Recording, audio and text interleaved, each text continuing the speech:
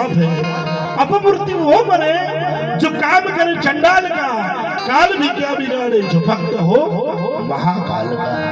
साहेब વળિયા નાખલો જે ભક્ત થઈ જાય ને એનો મૃત્યુ પણ કશું બગાડી શકે નહીં।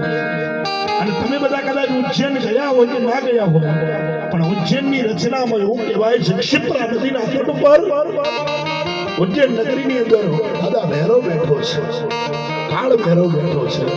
અને આ બાજુ દાદાના દર્શન કરવા હોય ને, ઓમકારેશ્વર જવું હોય, મમલેશ્વર જવું હોય તો પેલા એના ભૈરવના દર્શન કરવા પડે, ભૈરવને દારૂ પાવો પડે।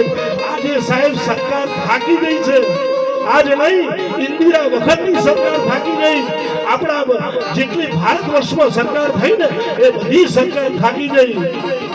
આ લાઈવમાં બોલું છું સાહેબ, અને જોવું હોય તો જોઈ આવું છું। આ સુધી કોઈ પકડી નહીં શક્યું કે ક્યાં દારૂ ક્યાં જાય છે।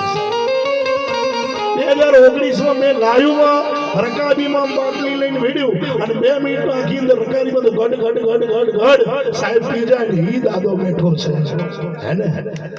અને એ દાદાના ચરણોની અંદર અને એના દરબારમાં હર્ષદ ભવાની બેઠી હોય, જીવી તેવી ના હોય સાહેબ। હર્ષદ ભવાનીને 10 મહાવિદ્યાઓની રાજા કહેવાય છે।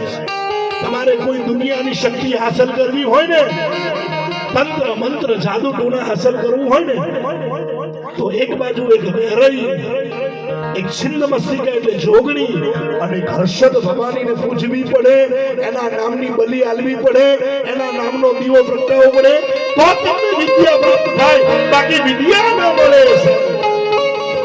અને હર્ષદ ભવાની વિદ્યાની ધાત્રી છે।